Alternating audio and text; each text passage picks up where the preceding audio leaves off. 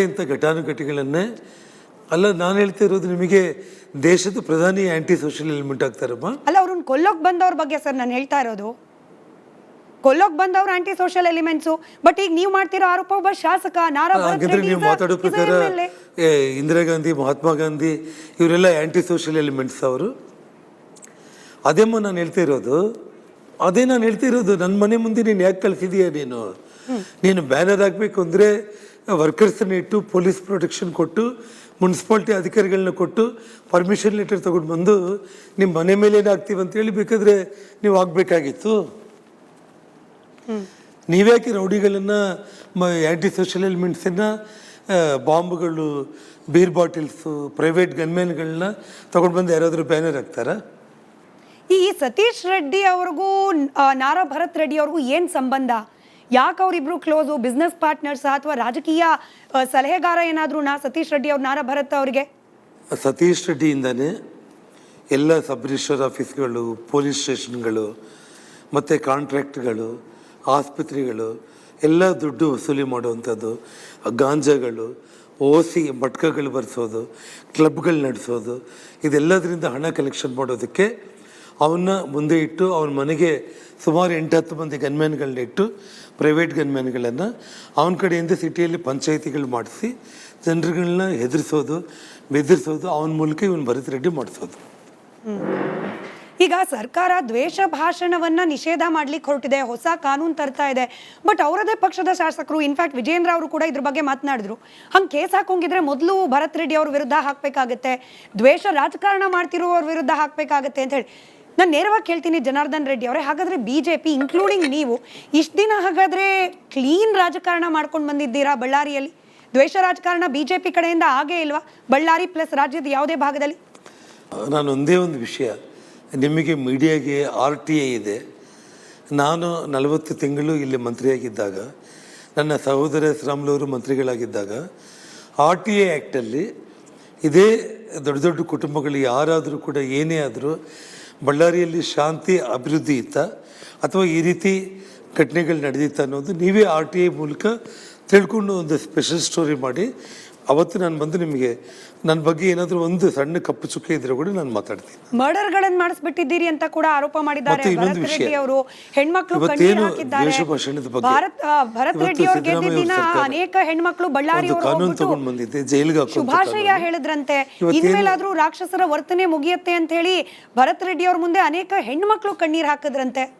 ನೋಡಿಮ್ಮ, ಒಬ್ಬ ರಾಕ್ಷಸನ ಬಾಯಲ್ಲಿ ಈ ಥರ ಮಾತುಗಳು ಬರುತ್ತೆ ಅಂತಂದರೆ ಅದು ನೀವು ಬಳ್ಳಾರಿ ಪಬ್ಲಿಕ್ನ, ನೀವು ನಿಮ್ಮ ರಿಪೋರ್ಟರ್ಸನ್ನ ಇಟ್ಟು ಇಡೀ ಸಿಟಿಯಲ್ಲಿ ಸ್ಲಮ್ ಏರಿಯಾದಿಂದ ಹಿಡಿದು ಬಡವರಿಂದ ಹಿಡಿದು ಶ್ರೀಮಂತರವರೆಗೆ ನೀವು ಒಂದು ಒಳ್ಳೆ ಪ್ರೋಗ್ರಾಮ್, ನೀವು ಒಂದು ಇನ್ವೆಸ್ಟಿಗೇಟಿವ್ ಪ್ರೋಗ್ರಾಮ್ ಮಾಡಿ. ನೀವು ಅದು ಪಬ್ಲಿಕ್ ಹೇಳಿ, ನನ್ನ ಬಗ್ಗೆ ನಾನು ಹೇಳ್ಕೊಳ್ಳೋದಲ್ಲ.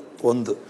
ಎರಡನೇದು, ದ್ವೇಷ ಭಾಷಣ ಬಗ್ಗೆ ಏನು ಜನಾರ್ದನ್ ರೆಡ್ಡಿ ಮನೆ ಸುಡ್ತೀನಿ ಅಂತ ಹೇಳಿದ್ದಾನೆ, ಏನು ನಾನು ತಾಳ್ಮೆ ಕಳ್ಕೊಂಡ್ರೆ ಬಳ್ಳಾರಿ ಭಸ್ಮ ಆಗುತ್ತೆ ಅಂತ ಹೇಳಿದ್ದಾನೆ.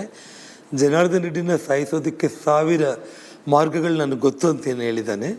ಇದ್ರ ಬಗ್ಗೆ ಸಿದ್ದರಾಮಯ್ಯವರು ಫಸ್ಟು FIR ಮಾಡಿ ಆ ದ್ವೇಷ ಭಾಷಣದ ಒಂದು ಕಾನೂನಿನಲ್ಲಿ ಅವನ್ನ ಅರೆಸ್ಟ್ ಮಾಡಬೇಕು. ಈ ಬುಲೆಟ್ ಬಗ್ಗೆನೇ ಗೊಂದಲ ಇದೆ. ವಶಕ್ಕೆ ಪಡೆದ ಅಷ್ಟೂ ಗನ್ಗಳನ್ನ ಪರಿಶೀಲನೆ ಮಾಡಿಸಿದ್ರು ಕೂಡ ರಾಜಶೇಖರ್ ದೇಹ ಹೊಕ್ಕ ಬುಲೆಟ್ ಎಲ್ಲಿಂದ ಬಂದಿದ್ದು ಅಂತ ಗೊತ್ತಾಗಿಲ್ವಂತೆ. ಈಗ ಪ್ರೈವೇಟ್ ಗನ್ ಮ್ಯಾನ್ಗಳದ್ದು ಕೂಡ ಗನ್ ಸೀಸ್ ಮಾಡ್ಕೊಳ್ಳಲಾಗಿದೆ. ಪೊಲೀಸ್ ಇಲಾಖೆನೂ ಕೂಡ ನಮ್ದಲ್ಲ ಅಂತ ಹೇಳ್ತಿದೆ. ಹಾಗಾದ್ರೆ ಎಲ್ಲಿಂದ ಬಂತು ಬುಲೆಟು? ನಿಮ್ಮ ಕಡೆಯವ್ರ ಹತ್ರ ಯಾರ ಹತ್ರನಾದ್ರೂ ಗನ್ ಇತ್ತ ಜನಾರ್ದನ್ ರೆಡ್ಡಿ ಅವರೇ? ನೋಡಿಮ್ಮ, ನಮಗೆ 7 ಮಂದಿ ಗನ್ಮ್ಯಾನ್ಗಳು, ಗೌರ್ಮೆಂಟ್ ಗನ್ಮ್ಯಾನ್ಗಳು. ನಮಗೆ 4 ಮಂದಿ, ಶ್ರೀರಾಮುಲು ಅವ್ರಿಗೆ 2, ಸೋಮಶೇಖರ್ ರೆಡ್ಡಿ ಅವರಿಗೆ 1. 7 ಮಂದಿ ಗೌರ್ಮೆಂಟ್ ಗನ್ಮ್ಯಾನ್ಗಳಿಗೆ ಏನು ವೆಪನ್ಸು, ಎಷ್ಟು ಬುಲೆಟ್ಸ್ ಕೊಡ್ತಾರೆ ಅನ್ನೋದು ಗೌರ್ಮೆಂಟಲ್ಲಿ ಲೆಕ್ಕಾಚಾರ ಇರುತ್ತೆ. ಎಲ್ಲ ಗನ್ಗಳನ್ನು ಸೀಸ್ ಮಾಡಿದ್ದಾರೆ, ಎಲ್ಲ ಬುಲೆಟ್ಸು ವಶಪಡಿಸ್ಕೊಂಡಿದ್ದಾರೆ. ನಿನ್ನೆ ಹೊಸ ಗನ್ಗಳು, ಹೊಸ ಬುಲೆಟ್ ಕೊಟ್ಟಿದ್ದಾರೆ. ಯಾವುದೇ ಪ್ರೈವೇಟ್ ಗನ್ಮ್ಯಾನ್ಗಳು ನಮ್ಗೆ ಯಾರಿಗೂ ಕೂಡ ಇಲ್ಲ. ಸತೀಶ್ ರೆಡ್ಡಿ, ಭರತ್ ರೆಡ್ಡಿ ಹಿಂದೆ ಓಡಾಡ್ತಾ ಇರುವಂಥ ಗನ್ಮ್ಯಾನ್ಗಳು ಅವ್ರ ಫೇಸ್ಬುಕ್, ಸೋಷಿಯಲ್ ಮೀಡಿಯಾದಲ್ಲೇ ನಾವು ವಿಡಿಯೋಗಳನ್ನ ತೆಗೆದು ಈಗಾಗಲೇ ನಾವು ಮೀಡಿಯಾಗೆ ನಾವು ಕೊಟ್ಟಿದ್ದೀವಿ. ನಾವು ಟೋಟಲ್ ಆಗಿ ಯಾವ ಗನ್ಮ್ಯಾನ್ಗಳು ಇಲ್ಲಿ ನಮ್ಮ ಮನೆ ಮುಂದೆ ಫೈರ್ ಮಾಡಿದಾರೋ, ನಮ್ಮ ಮನೆ ಮೇಲೆ ಫೈರ್ ಮಾಡಿದಾರೋ, ನಿಮ್ಮ ರಿಪಬ್ಲಿಕ್ ಟಿವಿನಲ್ಲಿ ಫಸ್ಟ್ ಬಂದಿರುವಂಥದ್ದು. ಯಾರು ಸತೀಶ್ ರೆಡ್ಡಿ ಹಿಂದೆ ಇರೋ ಗನ್ಮ್ಯಾನ್ಗಳನ್ನ ಇವತ್ತು ನಮ್ಮ ಬಳ್ಳಾರಿ ಮನೆ ಮುಂದೆ ನಮ್ಮ ಮನೆ ಮೇಲೆ ದಾಳಿ ಮಾಡಿದಾರೋ, ಯಾರು ಫೈರ್ ಮಾಡಿದಾರೋ ಆ ಗನ್ಮೆನ್ಗಳ ವಿಜುವಲ್ಸು ಫಸ್ಟ್ ನಿಮ್ಮ ರಿಪಬ್ಲಿಕ್ ಟಿ ವಿನಲ್ಲೇ ನಿಮ್ಮ ರಿಪೋರ್ಟ್ರೇ ಬಂದು ಬಳ್ಳಾರಿಗೆ ಬೆಂಗಳೂರು ಮೂಲದ ನಾಗೇಂದ್ರ ಅನ್ನೋರು ಆಲ್ರೆಡಿ ಟೆಲಿಕಾಸ್ಟ್ ಮಾಡಿದ್ದು. ಅದು ನೋಡಿದ ಮೇಲೇ ನಮಗೂ ಶಾಕ್ ಆಯಿತು. ಒಂದು. ಎರಡನೇದು, ಎಸ್ ಪಿನ ಸಸ್ಪೆಂಡ್ ಮಾಡಿ ಒಬ್ಬ 6 ಗಂಟೆನೂ ಆಗಿಲ್ಲ ಅವರು. ನಿಜವಾಗ್ಲೂ ಹೇಳ್ಬೇಕಿದ್ರೆ DSP ಆ ನಂದಾರೆಡ್ಡಿ ಅನ್ನೋನೇ ಸಸ್ಪೆಂಡ್ ಮಾಡಬೇಕಾಗಿತ್ತು ಇಷ್ಟೊತ್ತಿಗಾಗಲೇ. ನಮ್ಮ ಮನೆ ಮುಂದೆ ಗಲಾಟೆ ಆಗ್ತಾ ಇದ್ರು ಕೂಡ ಭರತ್ ರೆಡ್ಡಿನ ಪೊಲೀಸ್ ಎಸ್ಕಾಟಲ್ನ ಮನೆ ಹತ್ರ ಕರ್ಕೊಂಡು ಬಂದು ಗಲಾಟೆ ಮಾಡಿಸಿದ್ರು.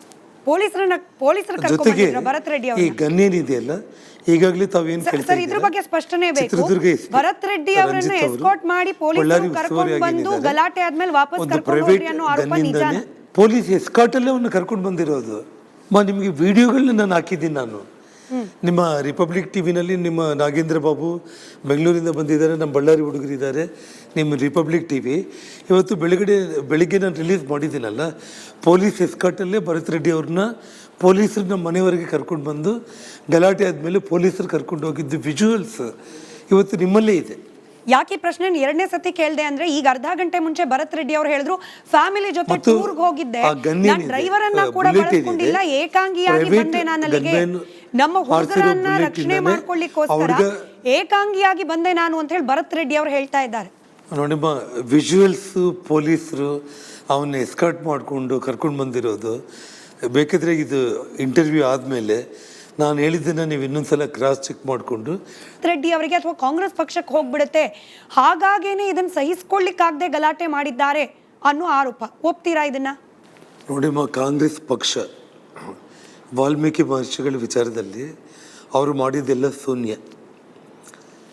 ವಾಲ್ಮೀಕಿ ಪುತ್ಥಳಿಯನ್ನು ಬಳ್ಳಾರಿಯಲ್ಲಿ ಸನ್ಮಾನ್ಯ ಯಡಿಯೂರಪ್ಪ ಅವ್ರನ್ನ ಕರ್ಕೊಂಡು ಬಂದು 25 ವರ್ಷಗಳ ಹಿಂದೆ SP ಸರ್ಕಲ್ ಅಂತ ಇದ್ದಿದ್ದನ್ನು ವಾಲ್ಮೀಕಿ ವೃತ್ತ ಅಂತ ಮಾಡಿ ವಾಲ್ಮೀಕಿ ಒಂದು ಪುತ್ಥಳಿಯನ್ನು ಸ್ಥಾಪನೆ ಮಾಡಿದ್ದಂಥವರು ಶ್ರೀರಾಮುಲು ಜನಾರ್ದನ್ ರೆಡ್ಡಿ. ವಾಲ್ಮೀಕಿ ಭವನ 8 ಕೋಟಿ ವೆಚ್ಚದಲ್ಲಿ ಸೆಂಟ್ರಲ್ ಏರ್ ಕಂಡೀಷನ್ ಭವನ 20 ಅಡಿ ವಾಲ್ಮೀಕಿ ಪುತ್ಥಳಿಯನ್ನು ಸ್ಥಾಪನೆ ಮಾಡಿದ್ದು ಜನಾರ್ದನ್ ರೆಡ್ಡಿ ಮತ್ತು ಶ್ರೀರಾಮುಲು. ವಾಲ್ಮೀಕಿ ಜಯಂತಿ ಸರ್ಕಾರಿ ರಜಾ ಘೋಷಣೆ ಮಾಡಿಸಿದ್ದು ಯಡಿಯೂರಪ್ಪ ಅವ್ರ ಸರ್ಕಾರದಲ್ಲಿ ಶ್ರೀರಾಮುಲು ಮತ್ತು ಜನಾರ್ದನ್ ರೆಡ್ಡಿ. ಅದೇ ಒಂದು ರೀತಿ ವಿಧಾನಸೌಧದಲ್ಲಿ ವಾಲ್ಮೀಕಿ ಪುತ್ಥಳಿಯನ್ನು ಸ್ಥಾಪನೆ ಮಾಡಿಸಿದ್ದು ಬಸವರಾಜ ಬೊಮ್ಮಾಯಿ ಅವ್ರ ಮೂಲಕ ಶ್ರೀರಾಮುಲು ಅವರು. ಇದೊಂದು ಇತಿಹಾಸ. 7% ರಿಸರ್ವೇಷನ್ ವಾಲ್ಮೀಕಿ ಜನಾಂಗಕ್ಕೆ ಇಸ್ಕೊಟ್ಟಿದ್ದು ಬಸವರಾಜ ಬೊಮ್ಮಾಯಿ ಸರ್ಕಾರದಲ್ಲಿ ಶ್ರೀರಾಮುಲು ಅವರು. ಇದು ಶ್ರೀರಾಮುಲು ಅವರು ಮಾಡಿರೋದು. ಏನು ಮಾಡಿದೆ ಕಾಂಗ್ರೆಸ್? ಇನ್ನು 100 ವಿಗ್ರಹ ಇಟ್ಟರು ಕೂಡ ಅದಕ್ಕೆ ನಾವು ಸಪೋರ್ಟ್ ಮಾಡ್ತೀವಿ. ಬೇಕು ಅಂತಂದ್ರೆ ಅದರಲ್ಲೂ ಕೂಡ ನಮ್ಮ ಸಹಕಾರನೂ ಕೊಡ್ತೀವಿ. ಸುಮ್ಮನೆ ಮನೆ ಹತ್ರ ಬಂದು ರೌಡಿ ಗುಂಡಗಳನ್ನ ಕಳಿಸಿ ಗಲಾಟೆ ಮಾಡಿಸಿ ಅನಾವಶ್ಯಕವಾಗಿ ಇದನ್ನು ವಾಲ್ಮೀಕಿ ಪುತ್ಥಳಿಗೆ ಡೈವರ್ಟ್ ಮಾಡೋ ಪ್ರಯತ್ನ ಮಾಡಿದರೆ ಜನ ನಗ್ತಾ ಇದ್ದಾರೆ. ಇದೇ ಪ್ರಶ್ನೆಯನ್ನು ನಾನು ಕೇಳಿದೆ ಸರ್. ನೀವು ಕೊಟ್ಟ ಲೆಕ್ಕವನ್ನೇ ವಾಪಸ್ ನಾರಾ ರೆಡ್ಡಿ ಅವ್ರಿಗೆ ಕೇಳಿದ್ದೀನಿ. 8 ಕೋಟಿ ವಾಲ್ಮೀಕಿ ಭವನ, 20ಕ್ಕೂ ಹೆಚ್ಚು ಅಡಿ ಎತ್ತರದ ವಾಲ್ಮೀಕಿ ಸ್ಟ್ಯಾಚು, SP ಸರ್ಕಲ್ ಅನ್ನ